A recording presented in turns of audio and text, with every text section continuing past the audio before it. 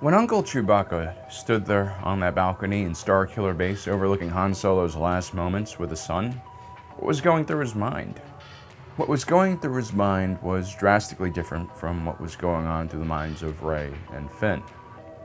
And no, I'm not just talking about the anatomical differences between a Wookiee brain and a human brain. What I'm talking about is the fact that Rey and Finn only knew Han Solo for a few days at most. And Chewie not only knew Han since he was a young man, he had also known Kylo Ren since the day he was born. Back then, he had held a little boy whose name was Ben in his furry arms. And while the young boy's General Senator Princess Mother and smuggler father were too busy to raise him, it was actually the Wookiee who taught young Ben how to shoot a blaster, fly a speeder, and all those other important things we need to learn in the Star Wars galaxy as a youth. And so when Chewie raises that bowcaster and shoots Kylo Ren, it's kind of strange that he doesn't hesitate at all. He just aims for a center mass from over 100 meters away. It's not the easiest shot in the world. So what's going on here? Well, perhaps Chewbacca is not thinking at all. He's just acting based on pure emotion and hatred for the person who just killed his best friend, or perhaps the shot at Kylo Ren is deliberate. After all, a bowcaster is a messy weapon, and even a shot to the extremities of a person's body can be fatal because of the sheer concussive force this weapon can deliver. And if that's the case, then how did Chewbacca go from being Ben's loving uncle to his potential murderer?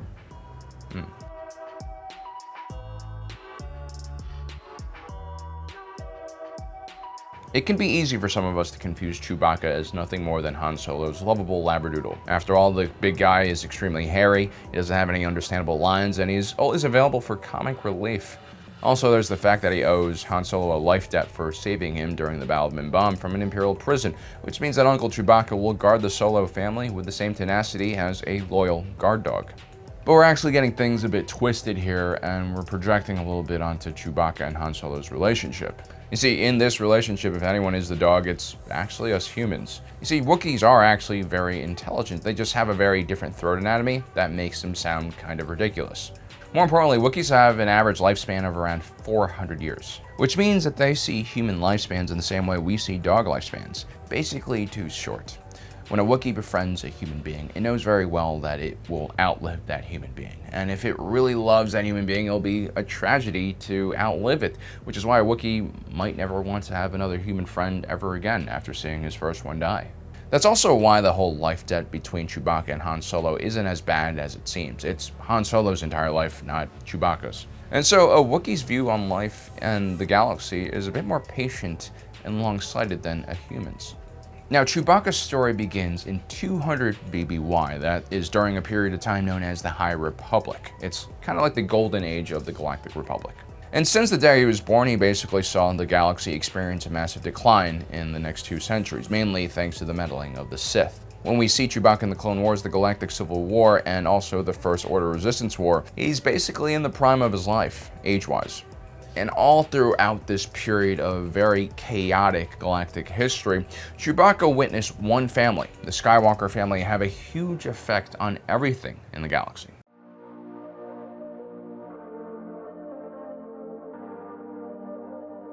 Now, Chewbacca didn't really get to know Anakin Skywalker that well during the Clone Wars, but the Wookiee was captured during the Clone Wars by a Trandoshan hunting outfit and then taken to a reserve world that would make the Predators proud. The Trandoshans had an assortment of interesting and dangerous prey to hunt on the planet, including several Jedi Padawans and younglings, including Ahsoka Tano, the Padawan of Anakin Skywalker. Together, Ahsoka Tano and Chewbacca would fight off the Trandoshans and escape from the planet. The two would return back to Coruscant, and Ahsoka would be returned to the Jedi Temple. And so for a brief moment, Chewbacca would get to see Anakin Skywalker and perhaps even smell him with his keen Wookiee nose. Okay, so they're a little bit dog-like. Chewie most likely would hold Anakin in high regard, especially after escaping with his Padawan, who really respected her master. Plus, the Jedi would aid the Wookiee in their struggle against the Separatist invasion. For the rest of the Clone Wars, Chewbacca would fight on Kashyyyk against the Separatists. By the time the Battle of Kashyyyk was in full swing, the Wookiee had obtained the rank of Lieutenant. He would work closely alongside Wookiee Chieftain Tarful and Grandmaster Yoda during the defense of Kachiro. In the middle of the battle, Order 66 would be carried out, though, and Master Yoda would have to evade his assassins and, with the help of Tarful and Chewbacca, escape the planet. Meanwhile, the Republic clone troopers who had been helping the Wookiees fight back against the Separatist droid army would quickly turn their blasters against the Wookiees shortly after defeating the droid invasion. We're not exactly sure why the clones turned against the Wookiees so quickly. It's possible this is because the Wookiees had a very close relationship with the Jedi and most likely would have supported the Jedi after Order 66. Or maybe Emperor Palpatine saw the planet's rich resources and more importantly the manpower the Wookiees could provide and wanted it all for himself ASAP. Either way, the Wookiees would be betrayed, enslaved, and experience terrible things for the rest of the Empire's reign. Amongst those who turned against the Wookiees would be Anakin Skywalker, who would turn into Darth Vader. Of course, at the time, Chewbacca had no idea that this was the same person, but eventually Leia or Luke would inform him of the truth, or he would find out like the rest of the galaxy about a decade after the Galactic Civil War ends. In Legends, Darth Vader would actually head to Kashyyyk shortly after his surgery. He would begin hunting down the Jedi who were still hiding in the planet's massive jungles. During this mission, he would actually make an important decision by vetoing the Imperial Admiral's desires to bombard the planet from orbit. Vader would claim that the goal was to capture Wookiees, but what he really cared about was finding Jedi to fight and test himself against. Even if the story was no longer true, Chewbacca still knew that Darth Vader was a really, really bad person, and he would have known about a lot of his evil actions. This would begin to shape Chewbacca's view on the Skywalker family. He basically saw how a heroic individual could turn on a dime and bring massive destruction to the entire galaxy, enslave his people, and almost destroy the natural beauty of his planet. And there's really only one thing that could really explain why Anakin changed so quickly, and that was the Force. Chewbacca began to understand that Force users had the potential to completely lose their minds. Unlike the rest of us who have, relatively stable personalities for our entire life, relatively compared to a Jedi who turns to a Sith, Force users are very susceptible to the Force and can turn from a very nice person into a raging psychopath in a split second. If you think about it, Anakin went from teaching younglings in the morning to murdering them by dinner time.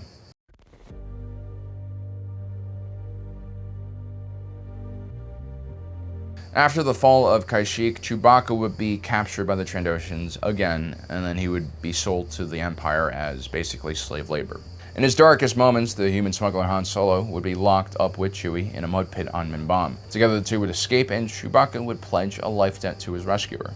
Years later, Han Solo and Chewbacca would encounter Obi-Wan Kenobi and Luke Skywalker on Tatooine. The two were looking for transport to Alderaan, where they could deliver a message to the rebel operative Leia Organa. And the rest is sort of history. During the Galactic Civil War, Luke would prove to be a hero on the battlefield. He would fight alongside Chewbacca and develop a great friendship with the Wookiee. Princess Leia was also a great warrior, and she even saved Chewie from a Wampa on one occasion.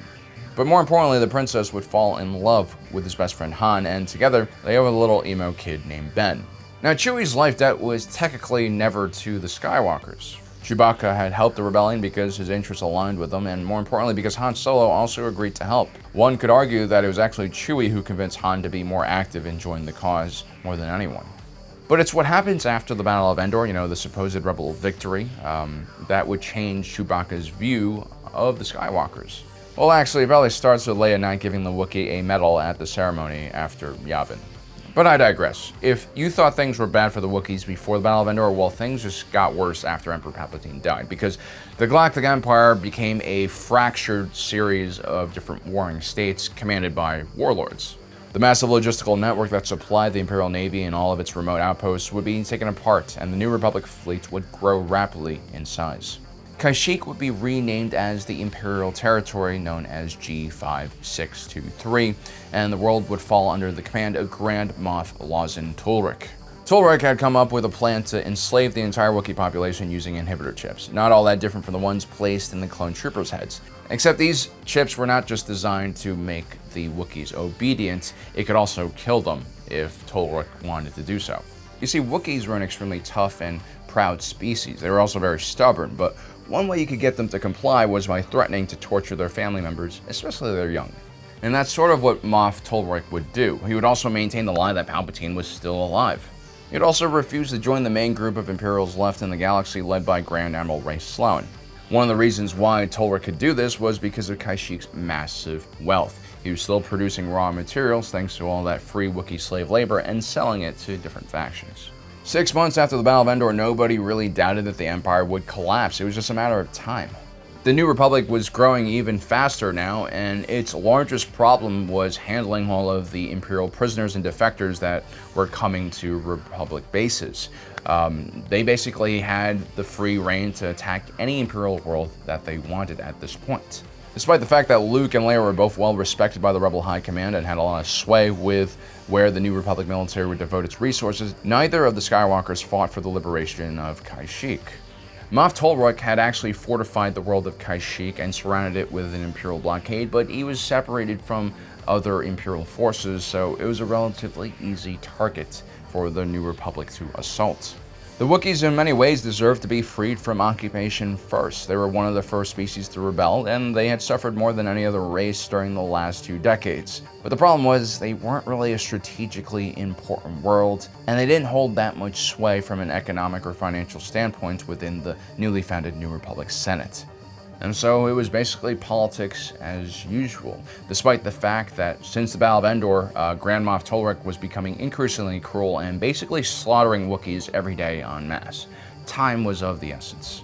So what was Luke and Leia, the infamous Skywalker twins, doing while all these Wookiees were basically getting murdered? Well, Luke went on a treasure hunt for some Sith and Jedi artifacts. Even though the war wasn't technically over yet, he was really getting into the whole reviving the Jedi thing. He also spent a lot of time trying to save a tree that originally was stolen from the Jedi Temple by the Empire. And this was while Moff Tolrock was deforesting entire regions of Kashyyyk, mind you. Luke also trained Leia in the Force for a bit as well, and his sister proved to be quite powerful. Leia, however, would take another path. She wouldn't become a Jedi. Instead, she would go into politics. She understood that she could affect and change the galaxy a lot more by being involved in the New Republic government. And in her defense, she would actually be involved in several military operations, including stopping Operation Cinder on Naboo, which was pretty important. She would eventually join the New Republic Senate and try to marshal more support for a liberation of Kashyyyk, but by that point, it was already too late, plus her efforts failed. By this time, Chewbacca had taken matters into his own hands, with the support of the individual who had supported him all along, his pal Han Solo. Together, the two created an army of ragtag smugglers and mercenaries, and they were doing a lot of damage to the Imperials on Kashyyyk. And eventually, they would even liberate the planet. This is why I always liked Han Solo. He never promises much, but he always over-delivers, and he's a true ride-or-die homie. Burn rubber, not soul. Anyway, Chewbacca learned another lesson here, and that was that the Skywalkers were galactic royalty. They weren't of the people. And the battles they fought had a huge impact over the course of the galaxy. And as good of a friend as he was to Luke and Leia, the Skywalkers were often too busy trying to save the galaxy or the Force to pay attention to the little guys. Despite the fact that the Skywalkers represented everything good in the galaxy, their egos blinded them from the suffering that Chewbacca's people were undergoing. And so when Ben Solo kills Han Solo right before his eyes, the boy ceased being a Solo and became just another Skywalker. Which meant a person who could be your friend on occasion, but an individual that was very unpredictable and someone you couldn't really trust that much. And so Chewbacca fired that fatal shot, or he tried to fire that fatal shot. Kylo Ren was just lucky that Chewie didn't aim for his face, because the Wookiee was quite the marksman. Ultimately, Chewbacca knew Kylo Ren better than he knew himself, because he had seen what generations of Skywalkers can do to the galaxy. And it wasn't really pretty. So there you have it, guys. That is my theory why Chewbacca did not hesitate to shoot Kylo Ren. He already had made up his mind about that side of the family. Let me know in the comment section below what you think, and also don't forget to subscribe and hit that notification button down below so you don't miss out on the rest of our awesome content. As usual, my name is Alan, reminding you that my allegiance is to the Republic, to democracy.